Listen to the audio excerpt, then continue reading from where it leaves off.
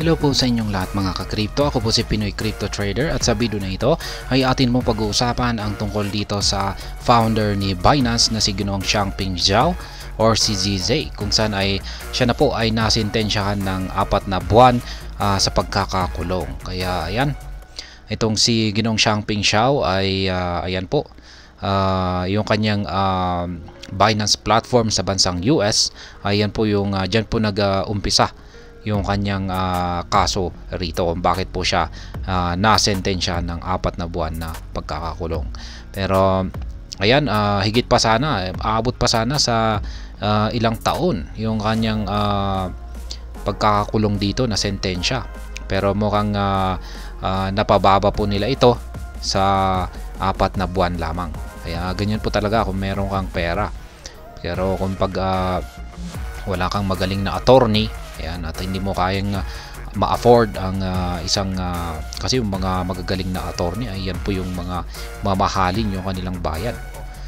Kaya ayan, kung syempre mapera itong si Ginoong Changpeng Zhao, kaya kaya niyang bayaran yung mga magagaling na attorney. Kaya ayan, napababa po nila yung kanyang sentensya ng 4 na buwan.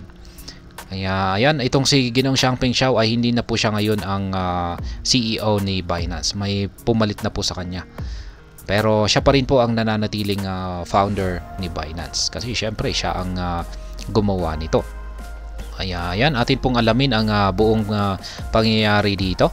Pero bago po tayo magpatuloy ay nais ko lamang po munang bigyang linaw ang aking disclaimer kung saan ang nilalaman po ng video na ito ay hindi po ito isang financial advice. For education and information purposes lamang po ang layunin nito. Maliban po dito ay nais ko na rin pong magbigay babala na wala pong kahit anumang group chat ang Pinoy Crypto Trader. Ayan po siya, si Ginoong Changpeng Zhao, at mukhang galit na galit po siya. Ayan, napasigaw siya. Binance founder Changpeng Zhao sentenced to prison. Zhao's cooperation with authorities, including his guilty plea last November, significantly reduced the potential maximum sentence to about 36 months. Kaya ayan, itong si Ginoong Changpeng Zhao ay hindi naman po siya talaga napaka-agresibo or hindi naman po talaga siya palaban. Sa katunayan ay nagkipag-cooperate po siya sa mga authorities. Kaya ayan, noong last November, ayan, noong simula pa hanggang sa ngayon ay very cooperative naman po siya.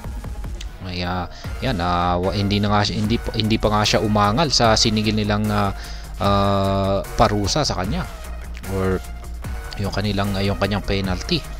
Kaya ayan, ngayon ay dahil daw diyan sa kanyang cooperation ay pinagbigyan siya na babaan yung kanyang sentensya. Yan, aabot po sana sa 36 months. Yan, 36 months, siguro mga 4 years po yata ito. Yan, or 3 years. Yan, ilan ba yan? Check nga natin. Ang 1 year is 12 months. Yan. Kaya 36 divided by 12, ayan, 3 years.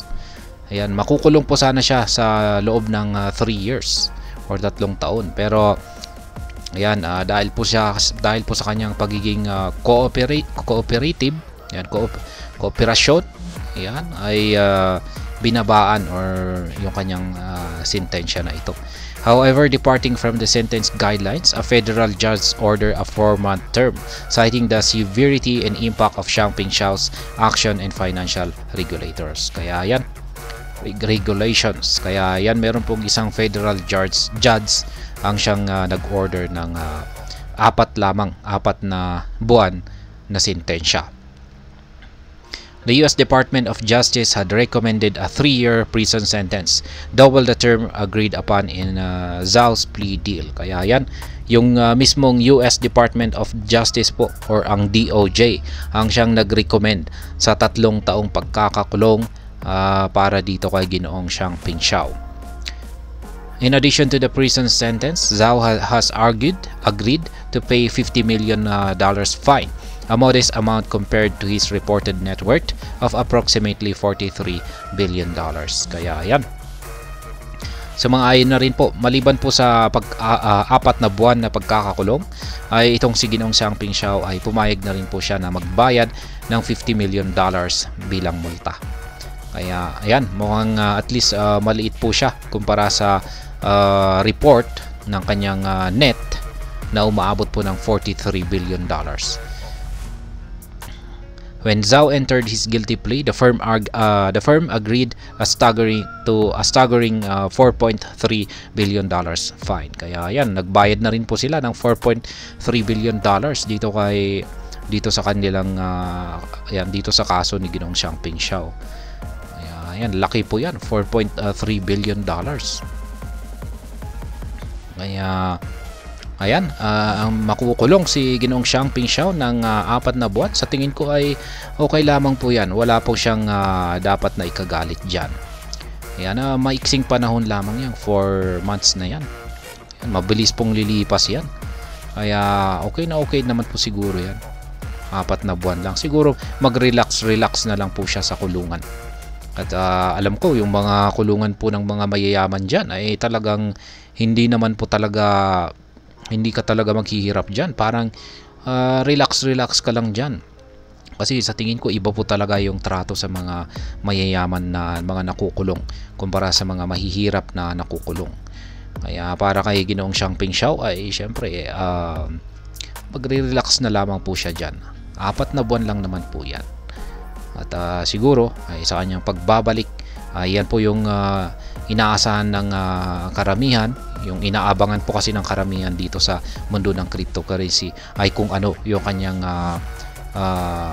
pwedeng iambag o yung kanyang pwedeng i-develop.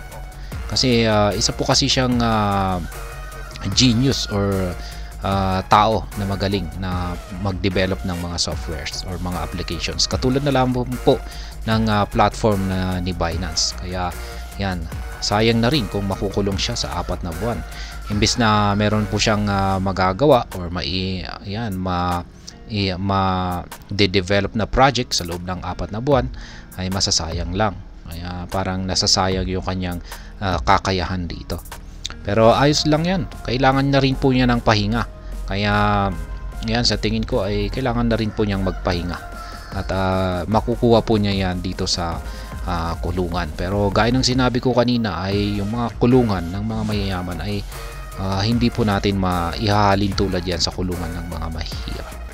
Kaya relax po ang buhay niya dito. Kaya ayan, hanggang dito na lamang po tayo sa video na ito. Sana po ay inyong nagustuhan ang aking paliwanag dito. Kung inyo po itong nagustuhan ay pakiclick lamang po ang like button nito. Para naman po sa mga bago lamang dito, kayo po ay aking inaanyayahan para mag-subscribe. Pakiclick na rin po ang bell icon nito dahil ito po ang siya magsisilbing notification nito sa mga bago kong videos na akin pong ina-upload sa aking YouTube channel na ito. Marami pong salamat sa panonood. Ingat po tayo lagi at God bless po sa ating lahat.